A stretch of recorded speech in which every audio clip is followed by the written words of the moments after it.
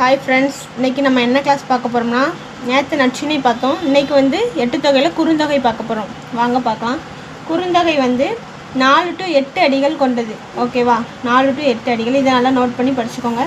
Next இதோட பாவகை என்னென்னா ஆசிரியப்பா. அதுக்கு இன்னொரு பேர் அகவற்பான்னு சொல்லுவாங்க. ஓகேவா? ஆசிரியப்பா, இன்னொன்று அகவற்பா. அகத்திணை சார்ந்த நூல்கள் எல்லாமே ஆசிரியப்பால் தான் வரும். ஓகேவா?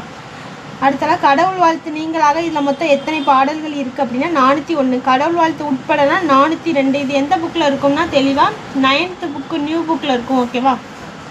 அப்புறமா முதலாக பதிப்பித்தவர் இந்த நூலை யார் அப்படிங்கிறனா சௌரி பெருமாள் அரங்கனார். எந்த வருஷம் தொகுத்திருப்பார்னா 1915. ஓகேவா?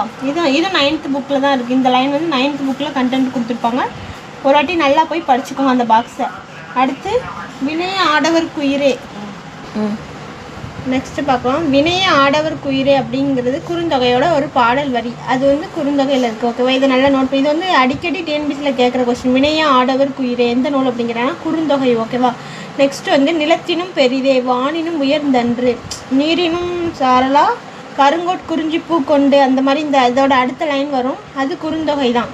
அதை யார் பாடிப்பா அப்படிங்கிறாங்கன்னா தேவகுலத்தார். சரியா? நிலத்தினும் பெரிதே வானினும் உயர்ந்தன்று. இது தேவகுலம். இது ஒரு ப்ரீவியஸ் இயர் கொஸ்டின் பேப்பர். நிலத்தினும் பெரிதே. ஓகேவா? இந்த ரெண்டுமே வினய ஆடவர் குயிரே நிலத்தினும் பெரிதே இந்த ரெண்டுமே ப்ரீவியஸ் இயர் கொஸ்டின் பேப்பர் தான்.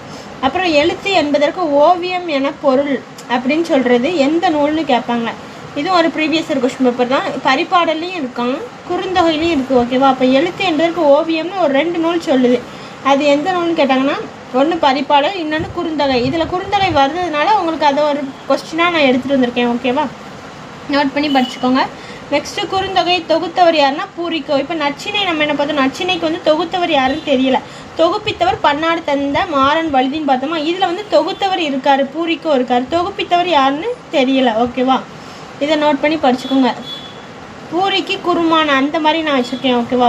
பூரிக்கு குருமா. இது ஷார்ட்கட் நான் போட்டு அப்படி படித்தது. நீங்களும் அப்படின்னாலும் செட் பண்ணிக்கோங்க மைண்டில். பூரி குருமா அந்த மாதிரி வச்சுக்கோங்க. அடுத்து வந்து குறுந்தொகை கடவுள் வாழ்த்து பாடலை பாடி வரனா பாரதம் பாடிய பெருந்தேவனார். ஓகேவா? குறுந்தொகை கடவுள் வாழ்த்து பாட பெரும்பாலுமே 8 தொகைக்கு வந்து கடவுள் வாழ்த்து பாடுறவர் ஃபுல்லாமே பாரதம் பாடிய பெருந்தேவனார் தான். ஓகேவா? நெக்ஸ்ட் வந்து இது பாடல் லைன்னு உள்ளது சிதைப்போர் உறவென படார். இது வந்து குறுந்தொகை பாடல் வரி. ஓகேவா? உள்ளது சிதைப்போர் உறவென படார் குறுந்தொகையோட ஒரு பாடல் லைன்.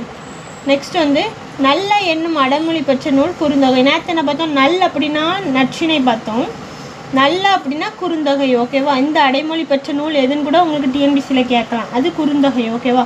நெக்ஸ்ட்டு ஒரு பாடல் வரி பார்க்கலாம். செம்புல பெயர் நீர் போல என்னும்